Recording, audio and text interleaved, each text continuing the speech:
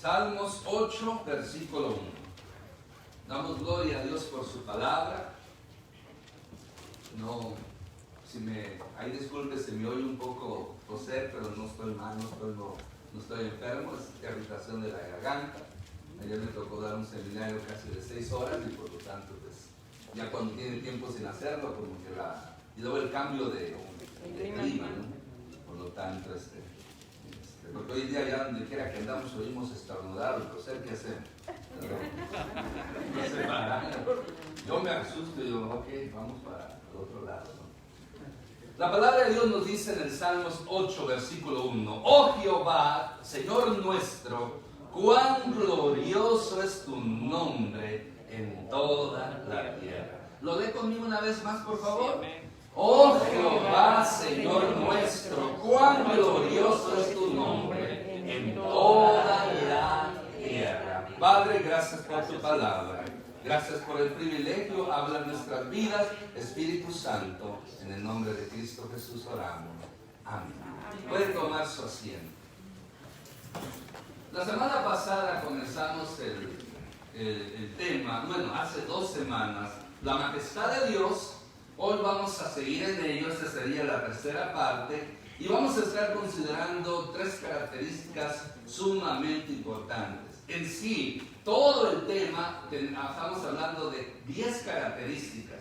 Ya hemos abarcado 4 y pues hoy seguimos con 3 de ellas tratando de terminar y dejamos 2 para, si Dios nos permite, el próximo domingo. Y la primera característica de la majestad de Dios nos enseña que el nombre de Dios es majestuoso. Amén. El nombre de Dios es majestuoso. El versículo que leímos, oh Jehová, Señor nuestro, en Salmos 8:1, cuán glorioso es tu nombre en toda la tierra, has puesto tu gloria sobre los cielos. Esto me faltó leer esa parte del principio, ¿verdad? Entonces así se compone. Oh Jehová, Señor nuestro, cuán grande, aquí dice grande, Reina Valera, grandioso es tu nombre en toda la tierra, que has puesto tu gloria sobre los cielos. El Salmo, hay otro, el mismo Salmo 8, pero ahora el versículo 9 nos dice también, oh Jehová, Señor nuestro, cuán grande es tu nombre en toda la tierra. Es el mismo salmo, es el mismo sentir que el salmista expresa y presenta en este salmo. Y por lo tanto vamos a estar analizando, ¿verdad?, que el nombre de Dios es majestuoso. Recuerden que la majestad de Dios es algo que nosotros nos debemos de regocijar en ella, nos debemos de alegrar en ella, nos debemos de llenar en ella, nos debemos de satisfacer en ella. Es muy difícil entender la magnitud de la naturaleza majestuosa de Dios en toda su plenitud. Mi mente no alcanza a entender esa majestad, pero cuando menos vengo aquí en este día para presentarle a usted y gozarnos y alabar a Dios por esa majestad incomprensible, inalcanzable, mi hermano, es algo maravilloso. Por lo tanto, aquí nos enseña este salmo, tanto el versículo 1 como 8, primeramente se dirige al que es majestuoso, que es nuestro Dios. Por eso dice, oh Jehová, Señor nuestro. Mire, no solamente menciona el nombre especial de Dios Jehová, sino que también se somete a su señorío. Porque cuando en la Biblia usted encuentra Señor nuestro, lo que el salmista está diciendo, no solamente tú eres mi Dios, sino también eres mi Señor, y aquí yo me someto a ti. Ahora, después de mencionar el nombre de Dios majestuoso, presenta el por qué este nombre es majestuoso. Por eso dice, cuán grande es tu nombre en toda la tierra. Y la tierra es poco para poder expresar la grandeza de la majestad de Dios. Pero aquí el salmista sigue hablando. Por eso la segunda parte del versículo 1 dice, nos menciona, has puesto tu gloria sobre los cielos. Ahora se va de lo particular a lo general, o mejor dicho, de algo especial a lo sobreespecial. Porque mire, primeramente menciona que Dios en su majestad, su nombre es grande en toda la tierra. Pero después nos enseña que no solamente su nombre majestuoso, glorioso, es grande en la tierra, sino que también lo manda o abarca lo que dice sobre los cielos. Y cuando hablamos de los cielos, estamos hablando de un terreno, de algo muy, muy grande, extremadamente grande. La tierra en sí es grande. No tengo las medidas exactas, pero sé que la tierra es grande.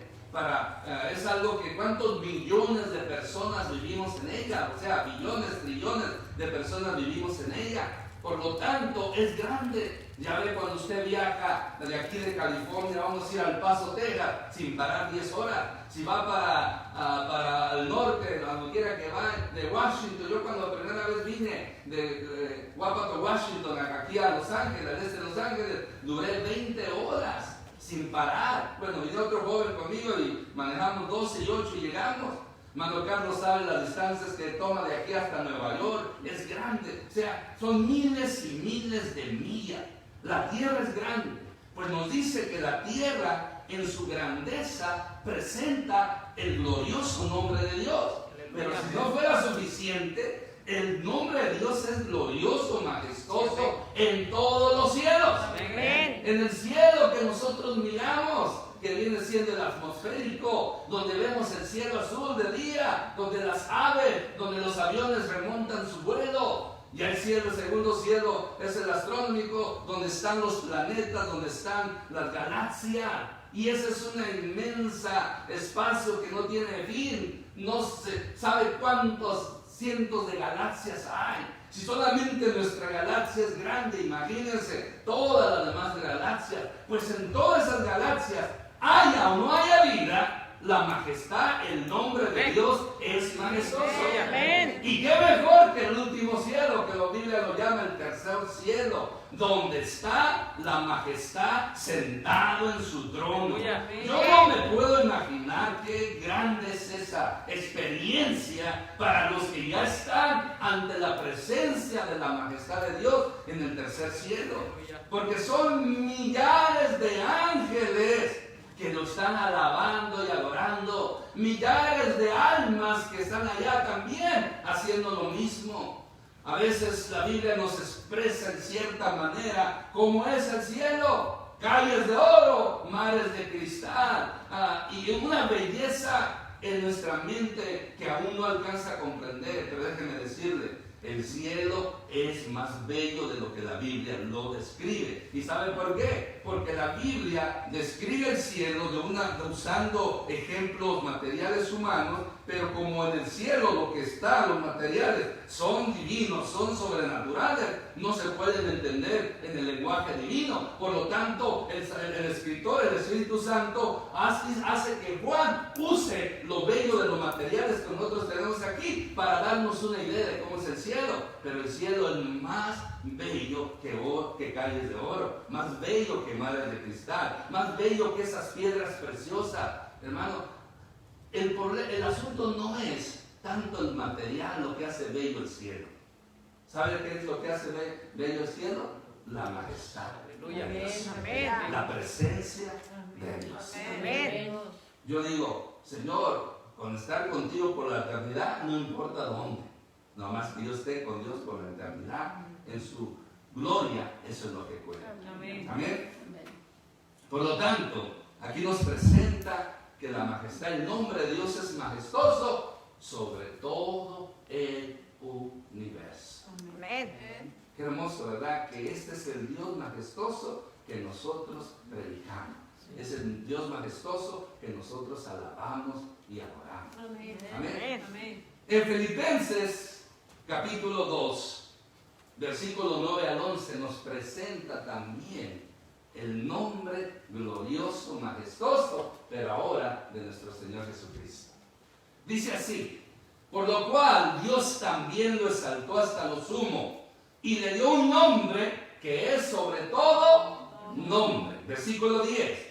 para que en el nombre de Jesús se doble toda rodilla de los que están en los cielos y en la tierra y debajo de la tierra, versículo 11, y toda lengua confiese que Jesucristo es el Señor, para gloria de Dios Padre. ¿Cuántos pueden dar gloria a Dios Padre por ese nombre maravilloso?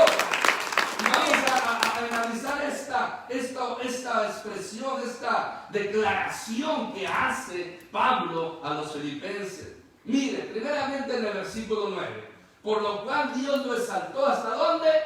Hasta lo sumo. ¿Dónde es lo sumo? ¿Dónde es el final del universo? ¿Sabe dónde es el final? En el trono de Dios, en el tercer cielo. Por eso dice, aquí dice lo exalzó. Y aquí la Valera nos menciona el exaltó, es lo mismo, son sinónimos. Hasta lo sumo, o sea, hasta el trono de Dios. Por eso también el escritor de Hebreos nos enseña que Él se sentó a la diestra de la majestad de las alturas. Por eso Dios lo exaltó. Y mire, y le dio, aquí viene el punto, aquí viene lo que queremos enfatizar, ¿no? Y le dio un nombre que es sobre todo nombre. O sea, no es cualquier nombre, no es cualquier título. Es el nombre más maravilloso en toda la historia y en todo el universo. Amén. ¿Y sabe cuál es ese nombre?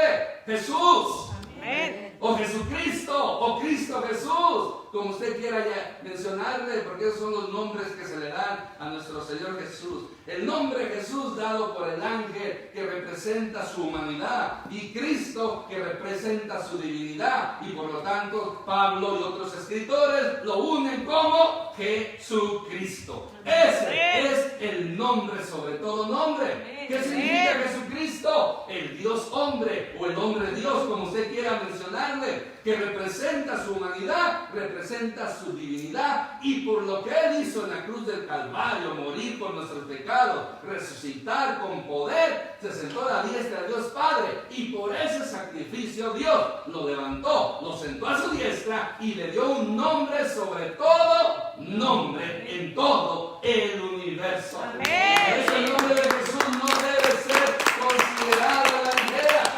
Es un nombre que tiene poder. Amén. Jesús nos enseñó varias veces que cuando nosotros pidamos algo en su nombre, Dios lo va a hacer. Y también los apóstoles usaron el nombre de Jesucristo para sanar, para sacar fuera demonios, para resucitar muertos. ¿Y ese nombre ya claudicó su poder? No. Es un nombre eterno, como el mismo Dios es eterno. Es un nombre que todavía tiene un peso grandioso en la vida de aquellos que lo escuchan y se someten ante Él. Es un nombre maravilloso, glorioso y majestuoso. Por eso cuando usted menciona el nombre de Jesucristo, los demonios tiemblan. Las enfermedades se tienen que ir. Los muertos pueden resucitar. Pero ya dependerá de la voluntad de Dios. Hay que tener en cuenta eso. Porque imagínense qué bien será para nosotros que cada vez que usamos el nombre de Jesucristo sucedieran cosas maravillosas. Que cada vez que yo oro en el nombre de Jesucristo, los muertos resuciten, los enfermos sanen. Pero no todo el tiempo sucede. No es porque el nombre de Jesús no tiene el poder, sino porque la voluntad de nuestro Señor Jesucristo es otra en ese momento. Algunos viven, otros mueren, otros sanan, otros no sanan. Algunos resucitan, otros no resucitan. Pero el nombre de Jesús tiene el poder, cuando es la voluntad de Dios, hacer todo posible. Amén. Amén. Y la razón que este nombre de Jesucristo es glorioso, es majestuoso, el propósito de ello nos lo dice el versículo 10. Para que en el nombre de Jesús se doble toda rodilla de los que están en los cielos y en la tierra y debajo de la tierra. Amén. 3 áreas abarca esta ordenanza, este decreto. Estos sí son decretos divinos. Estos sí son decretos que nosotros debemos de creer y debemos de confesar. ¿Cuál es este decreto? De que el nombre de Jesús se tiene que doblar. Aquí cuando dice que en el nombre de Jesús se doble, esta palabra doble denota no solo en diferentes tiempos, tiempo presente y tiempo futuro. O sea, es algo que no abarca nada más en un tiempo, no abarca solamente el pasado, no abarca solamente el presente, no abarca solamente el futuro, sino cuando usted lo confiesa, cuando usted lo lee, doble, habla de que en el presente, así como en el pasado, se debe doblar toda rodilla ante Él, y también en el futuro se tiene que doblar. O sea, se aplica el presente y es profético. Es profético. Porque hoy en día, aquellos que hemos aceptado a Cristo como Señor y Salvador, no hemos doblado nuestra rodilla delante de Él. Amén. Pero lo profético, y todo el que cree en el nombre de Jesús, todo el que acepta a Cristo como Señor y Salvador, tiene que doblar sus rodillas en sometimiento ante Él. Pero lo profético es cuando el fin de los tiempos termine y el plan de Dios perfecto se cumpla, sea ejecutado en todas las áreas, entonces se cumple en su plenitud este decreto, esta profecía de que un día toda rodilla se va a doblar. Porque hoy en día no todos se arrodillan ante Jesucristo, pero un día lo van a hacer. Un día lo van a hacer. Y el mismo diablo lo va a hacer. Los mismos demonios lo van a hacer. Los que están en el cielo, los que están en la tierra y los que están debajo de la tierra. Entonces hay vida debajo de la tierra. Bueno, alude al infierno, al lugar de los muertos. O sea, lo que están a entender, tanto vivos como muertos, que un día resuciten los muertos. Porque recuerde, proféticamente, nosotros los que creemos en Cristo, si morimos, vamos a resucitar nuestro cuerpo, se une a nuestra alma para estar con el Señor para siempre. Los que queden del milenio, pues van a ser transformados. Pero todos los muertos, dice Apocalipsis, Juan, todos los muertos, grandes y pequeños, se van a levantar, van a vivir sus cuerpos, se va a unir a su alma. Y se van a presentar ante el gran trono blanco. Blanco por santidad y justicia. ¿Y quién es el que está sentado en el gran trono blanco? No es el Padre.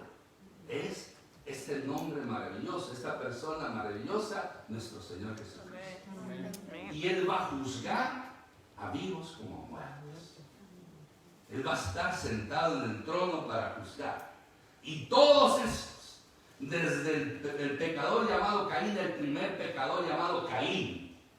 Bueno, Adán y Eva pecaron, pero se arrepintieron. Pero el primer maldito, el primero que muere sin Dios y sin esperanza, fue Caín. Hasta el último malvado que muere sin Cristo en el milenio, todos esos muertos en la historia de la humanidad se van a enfrentar a Jesucristo en el juicio final. Y aunque sean declarados culpables y condenados, tienen que doblar su rodilla delante de Él. Y si fuera poco, dice el versículo 11, y toda lengua confiese que Jesucristo es el Señor.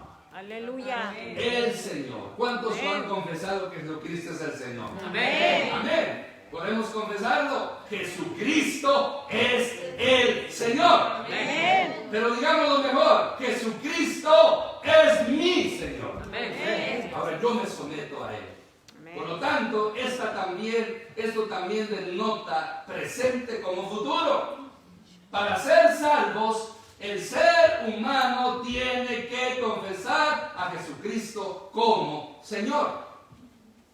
Amén. Amén. Y al final de los tiempos, todos en el cielo con Dios y todos en el lago de fuego se tienen que arrodillar y confesar que Jesucristo es el Señor. Amén. Para nosotros, si estamos en el cielo, va a ser de bendición, va a ser ganancia.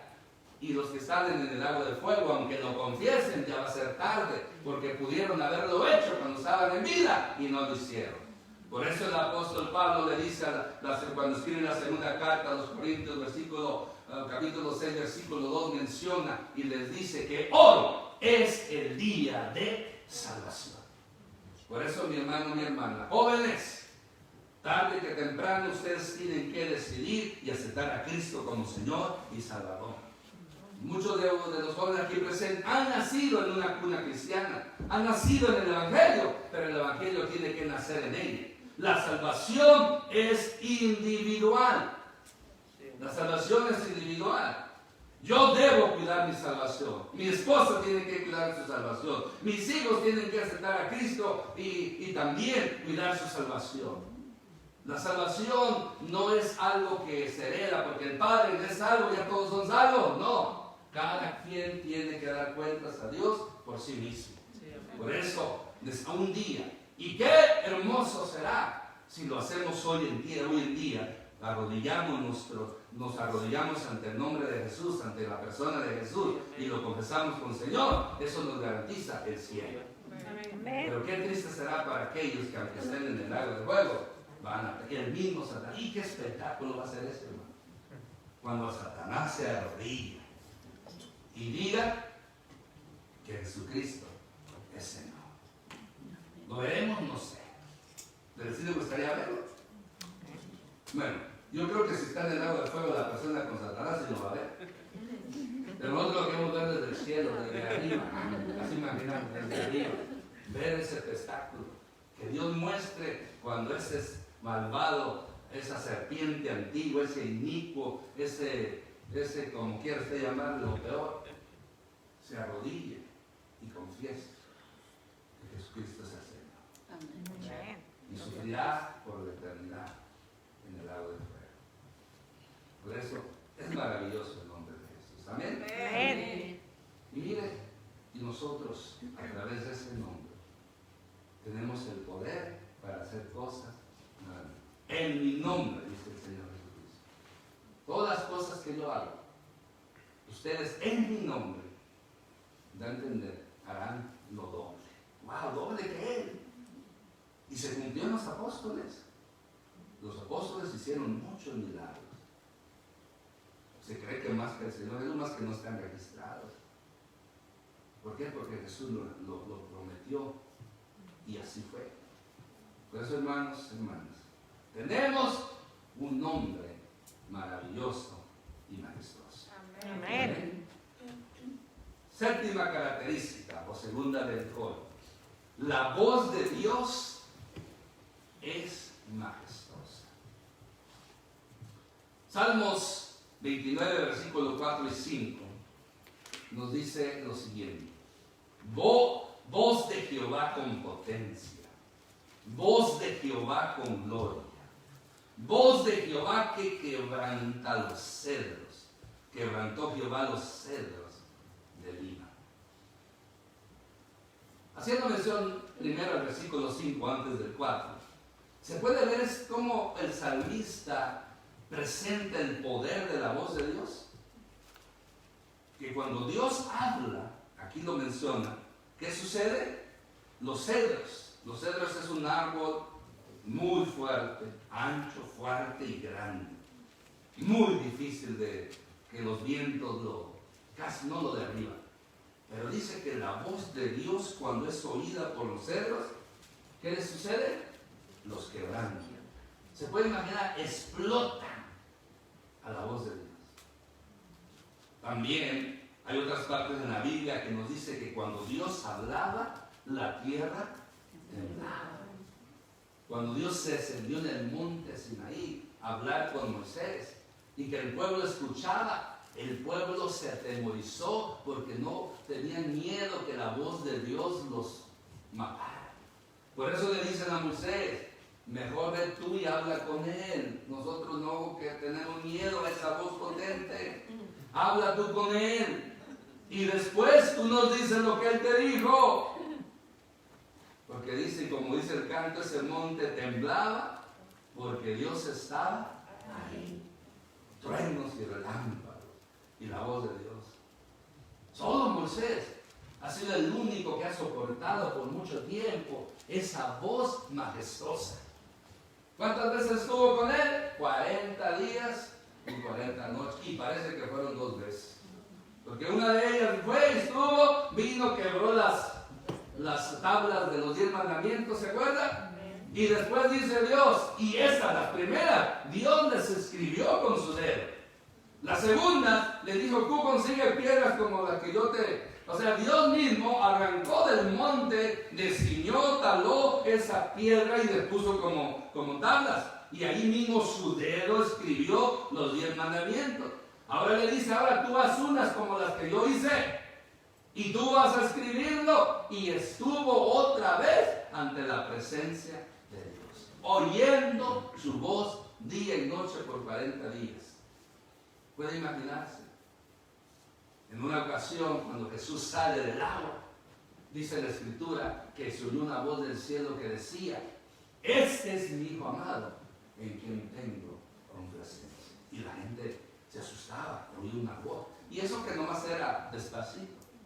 Pero cuando Dios usa su voz para mandar, para condenar, para mandar juicio, su voz es majestuosa, su voz es poderosa. Por eso que el salmista piensa en los cedros y los cedros del Líbano. El Líbano es un lugar donde está lleno de cedros, hay mucho. O sea, que cuando Dios habla, todos esos miles de cedros son desintegrados por la voz de Dios. Imagínense, si hoy Dios hablara con esa potencia de voz, ¿qué sucedería al ser humano? Cuando anda la gente protestando y levantando en alto el pecado, promoviendo el pecado, esas marchas que hace la comunidad LGBT, no sé qué tan, llevan como 10 palabras. Nunca me he puesto a investigar qué significa ni me interesa. Yo lo que sé es que han usurpado el arcoíris que es de Dios. Imagínense que Dios hablara en esas manifestaciones. ¿Qué le pasaría a la gente? Que Dios dijera, estoy en contra de ustedes. ¿Qué le pasó a Sodoma y Gomorra? Dios habló y dijo, descienda fuego y azufre. ¿Y qué sucedió? Descendió fuego y azufre. Gracias a nuestro Señor Jesucristo, que Dios no actúa así en el día de hoy. Gracias a nuestro Señor Jesucristo por el nuevo pacto en su sangre. Porque Cristo dijo, yo he venido para salvar a los pecadores, no para matarlos, no para quitarles la vida. ¿Se acuerda cuando unos de Samaria no aceptaron el mensaje y no recibieron a Cristo? Los hijos del trueno, Juan y Jacobo, hermanos, dijeron, Señor, ¿quieres que hablemos y que hagamos descender fuego del cielo, así como Elías y los consuma a todos? Y Jesús les dice, ustedes no saben de qué espíritu son. El Hijo del Hombre no vino a matar, sino a salvar las vidas de las personas. Por eso hoy muchos se libran, muchos nos libramos, que la voz de Dios no habla como en el Antiguo Testamento. Hoy, en cambio, la voz de Dios se ha personificado en Cristo y se está transmitiendo a través del Evangelio de Cristo. ¿Y qué enseña el Evangelio de Cristo? El amor. Porque de tal manera amó Dios al mundo, que ha dado a su Hijo unigénito, para que todo aquel que en él cree no se pierda. Amén. Amén. Gloria a Dios. ¿De la diferencia? O sea, la voz de Dios es maravillosa, es majestuosa, que en el Antiguo Testamento traía consecuencias, juicio, pero hoy en día, en el tiempo de la gracia, la voz de Dios trae un mensaje de paz, un mensaje de amor. ¿Se acuerdan de los ángeles? Cuando vinieron a decirles que paz en las alturas, y gozo, el gozo y de paz es el mensaje de Cristo y salvación. Hablando sobre la voz de Dios, en Job capítulo 37, versículo 4 al 6, dice, después de ello brama el sonido, truena él con voz majestuosa, y aunque sea oída su voz, no las detiene. Truena Dios maravillosamente con su voz. Él hace grandes cosas. Nosotros no entendemos, porque a la nieve dice desciende a la tierra, también a la llovizna y a los aguaceros torrenciales. Una vez más aquí, el personaje que está hablando aquí en el libro de Job está mencionando sobre esto. Y que mire, como dice, después de ello bramará el sonido. Imagínense, la voz de Dios es como un bramido, un sonido majestuoso, espectacular. Truena con su voz majestuosa. Cuando Dios viene a presentarse ante Job y sus amigos, se apareció en un torbellino y se oía esa voz tremenda. En el libro de Apocalipsis menciona que hubo unos relámpagos, y esos relámpagos emitieron unas voces poderosas, pero que le dijo el ángel a Juan: no escribas lo que esas voces han dicho. Eso está guardado para el fin de los tiempos. Entonces aquí en Job miramos, dice, truena con voz majestuosa, y aunque sea oída su voz, no los detiene. O sea, nadie puede detener el poder de Dios en su voz majestuosa. Truena Dios maravillosamente con su voz. Él hace grandes cosas. Y como que dice, y nosotros, que nosotros no entendemos. Porque a la lluvia dice, versículo 6, a la lluvia dice, desciende a la tierra. También lo dice a la llovizna y también a los aguaceros torrenciales. Ahora, ¿qué nos enseña eso? Nos enseña que así como la voz de Dios puede traer juicio, también la voz de Dios trae bendición. Amén. Porque a través de la voz de Dios fueron creadas, por la palabra de Dios fueron creadas todas las cosas.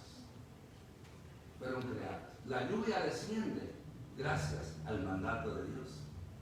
Esa lluvia que viene, desciende, llega a la tierra, sale hierba. ¿Y nosotros dónde vivimos? Del producto de la tierra. Sin lluvia no hay producto de la tierra. Y al no haber producto de la tierra, no vamos a tener fruta, no vamos a tener verdura, ni tampoco carne, porque las bestias, los animales que comemos, se alimentan de la hierba, del producto de la tierra también. ¿Se da cuenta qué tan importante es la lluvia? Mayormente aquí en California, ¿cuánto nos hace falta la lluvia? El año pasado fue sequía, y allí no nos regularon como años, ¿se acuerda atrás? Allá en la ciudad de Moreno Valley nos mandaron que teníamos más que usar cierta cantidad de galones de agua al mes, y si nos pasábamos de eso, había una multa. Y en una ocasión nos pasamos nosotros y nos dieron una multa, y no crea que un precio pequeño, era alto el precio. No sé si aquí en Riverside también lo desmandaron, ¿se acuerdan? Un par de años, 3, 4 años atrás. Necesitamos, ¿por qué? ¿Qué tan importante es el agua? Y nos dice aquí que la voz majestuosa de Dios es el que hace que la lluvia descienda, que la llovizna, así como también la voz majestuosa, aguaceros torrenciales. Aquí nosotros una chispita, damos gracias a Dios por ello. Un tío mío andando allá en mi rancho puso en Facebook que no podía cruzar una carretera donde pasa para su casa porque iba a compartir a río. Y no era profundo, nomás un torrencial. Así allá pasan en nuestros países. Pero mire, qué hermoso es saber que la voz de Dios hace todas las cosas. Él manda y es hecho. Por eso, pero a veces también esa voz de Dios cuando manda que vengan torrenciales, ¿qué sucede? Hay destrucción también. Hay destrucción. Pero mire, lo que quiero es que usted y yo entendamos que la voz de Dios es majestuosa. Que cuando Dios habla, hay que temer. Pero al mismo tiempo hay que gozarnos. Porque muchas veces cuando Dios habla para bendecir. Amén. Amén. Isaías 30:30. Y Jehová hará oír su voz potente y hará ver el descenso de su brazo, con furor de rostro y llama de fuego consumidor, con torbellinos, tempestad y piedra de granizo. Una vez más, Dios es quien decide con su voz majestuosa cómo va a ser escuchada. Por eso dice: Jehová hará oír su voz potente. Es decir, nadie le dice a Dios cuándo debe de él hablar. Nadie le dice a Dios cuándo él debe decretar. Nadie le dice a Dios cuándo él debe ordenar, maldecir o bendecir.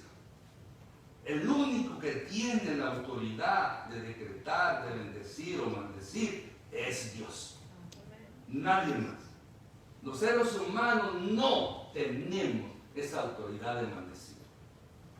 No tenemos esa autoridad de decretar, sino tenemos una voz para someternos y decir: Señor, aquí está tu siervo fiel, sea hecha tu voluntad. ¿Cómo nos enseñó Jesús en el Padre Nuestro orar? Padre nuestro que estás en el cielo, santificado sea tu nombre, venga tu reino, y mira, sea hecha tu voluntad aquí en la tierra como en el cielo. Esa es la actitud correcta, someternos día tras día a la voluntad de Dios. Porque cuando Dios decide hablar, pueden suceder muchas cosas, y a veces no cosas agradables. Yo quiero escuchar la voz de Dios. ¿Cuántos quieren escuchar la voz de Dios? Amén. Pero la quiere escuchar, esa voz majestuosa que rompe, quebranta los árboles. ¿Cuántos quieren escuchar esa voz? Amén. ¿Sí? Es que no escuchó lo que dije. ¿Sabe qué le pasan a los árboles cuando oyen esa voz majestuosa? Explotan. Ya dice, hermano, entonces no. Yo quiero escuchar mejor la voz de Dios con ese, es como un susurro. No, audiblemente, ¿verdad? Pero pues yo temo oír la voz de Dios, no porque no quiera oírla, sino que yo no quiero que la voz de Dios me vaya a fulminar en este momento. Yo quiero escuchar la voz de Dios, quizás como un susurro o como un silbido apacible. Elías, el profeta Elías en su ministerio, el profeta de fuego, el profeta valiente, pero tuvo como 2 episodios de divinidad que la Biblia nos presenta. Uno de ellos fue cuando, imagínense, había decapitado 450 profetas de Baal. Yo me imagino ese episodio, como cuando yo agarraba los pollos de la cabeza y los cortaba. Así dice que los degolló, los llevó al arroyo, a un arroyo allá, y yo creo que el pueblo le ayudó, pero dice que él los decapitó, puede ser. Yo me imagino que la gente se los agarraba ahí, y él llegaba de las greñas y ¡pum! ¿Qué sigue? Así va a entender la Biblia, que degolló. Y al día siguiente, la malvada, la seductora, hechicera, diabólica, el saber, le dice que así como él decapitó a uno de sus profetas, su cabeza también iba a volar. Y se asusta el profeta y se esconde. Tanto que llegó a una cueva, a un lugar, perdón, y que quería morirse. Y Dios le dice, le da alimento, ¿se acuerda? Está dormido, llega un ángel, le pica en el costado, y le tenía una torta, comió la mitad, comió parte, se durmió, otra el ángel le apretó y otro le picó y comió y caminó 40 días y 40 noches hasta el monte de Jehová. Y cuando llega ahí, él decía que quería morirse. Y Dios le había dicho que iba a pasar ahí, que su presencia iba a llegar, que Dios le iba a hablar. 4 formas de la voz de Dios como llegó. 4 manifestaciones de la voz de Dios. Quizás no es el orden, pero así es. Pero son estas. Una, llegó un viento tan fuerte que dice que quebraba las peñas. Después un terremoto y después un fuego que todo lo que encontraba, el fuego lo deshacía, lo consumía. Pero dice, en cada una de esas tres manifestaciones primero, dice que Dios no estaba ahí. La voz de Dios no se oyó ahí. Hasta el final, que llega un silbido apacible. Y ahí aparece la voz de Dios diciendo, ¿qué haces aquí, Elías? ¿Qué haces aquí, Elías? Dios ya sabía lo que él estaba haciendo. Pero a su fiel profeta viene a levantar. Señor, busca mi vida, quiero morirme, yo solo he quedado. Y Dios le dice, su voz le dice, no, yo voy a hacer que tantos cientos de personas no doblen su rodilla. Levanta y ve, y lo manda a otra misión. Y ahí Dios, su voz. Imagínense, llega Dios con fuego hablando de qué le pasa a Elías. Se libró porque estaba dentro de la cueva. Se libró del terremoto. Porque nomás Dios quiso manifestar el poder de su voz. Pero al final le habló de una manera que es la manera que hoy en día el Espíritu Santo habla a nuestras vidas. Esa es la voz que yo quiero escuchar todavía. Esa voz vacía. Ese es el lío que viene y me dice, hijo, ¿qué estás haciendo ahí llorando? ¿Qué estás haciendo ahí lamentando? ¿Qué estás haciendo ahí? ¿Se acuerdan de Samuel? Que porque el pueblo escogió a Saúl de rey, se pusieron a llorar, y Samuel se puso a llorar también.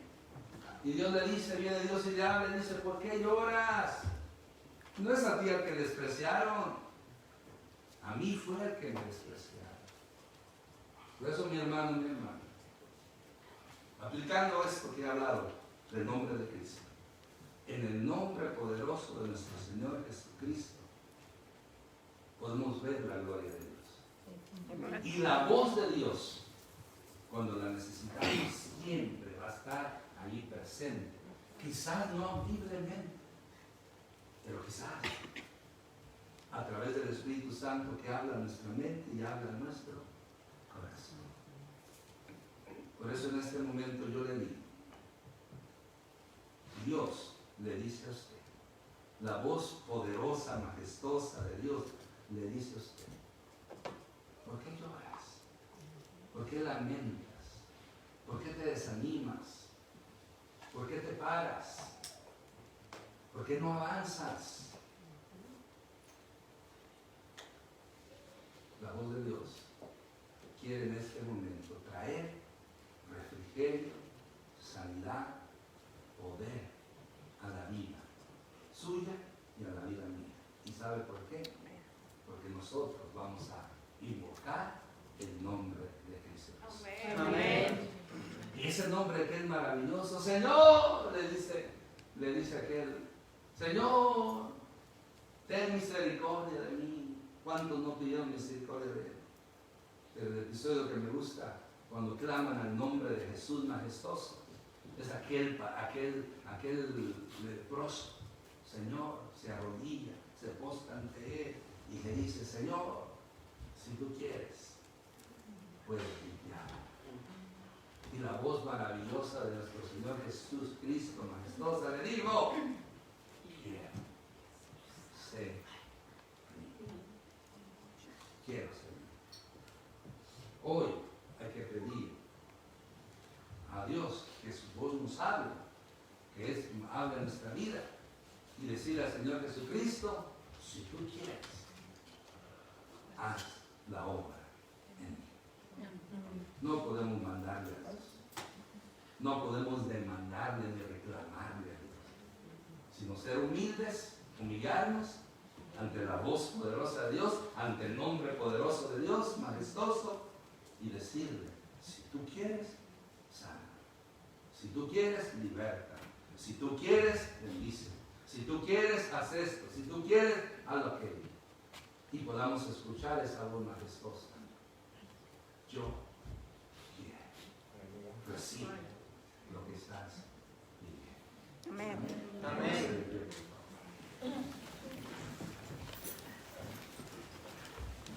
Y vamos a humillarnos ante nuestro Señor Jesucristo. Ya lo hemos hecho. Y a veces humillarse no solamente es la rodilla, sino mayormente la humillación verdadera es cuando es el corazón. ¿De qué me gano yo arrodillarme y mi corazón no se humilla? Pero qué bonito es humillarme, arrodillarme y que mi corazón también se humille y pueda así de esa manera reconocer que Jesucristo es el Señor. Por eso en este momento vamos a alabarle y adorarle. Y cualquiera que sea su necesidad, su situación que usted esté pasando, mi hermano y mi hermana, podemos hoy escucharle la voz de Dios. Como ese susurro, esa voz interior que traerá la bendición a nuestra vida. Pero también acuérdese, si andamos en desobediencia, andamos en pecado, en vez de escuchar esa voz audible, esa voz apacible, podemos escuchar esa voz que quebranta los árboles. Y si nos quebranta esa voz, espero que sea para salvación. Leía hoy cuando dice que Jesús es la piedra que desecharon los edificadores, piedra del ángulo, piedra principal. Todos aquellos que cayeran sobre él serán quebrantados, pero aquellos que él, esa piedra, cae sobre ellos, serán despedazados. Yo hoy quiero caer sobre Cristo, y aunque me duela el golpe que me voy a dar al humillarme, sé que él me va a quebrantar, y en ese quebranto me va a sanar, en ese quebranto me va a levantar, en ese quebranto me va a llenar de su poder. Pero yo no quiero que esa piedra caiga sobre mí porque me va a desplazar. Yo quiero que su voz me quebrante y me levante. Yo no quiero que su voz me quebrante y me destruya. Por eso, si hay pecado, hay que pedir perdón. Hay que pedir perdón al Señor. Hay que pedirle perdón. Y dejar que el Espíritu Santo haga la obra en nuestras vidas. Se abre el altar si quieren pasar y vamos a mostrarnos, vamos a adorar a nuestro Dios. Aleluya.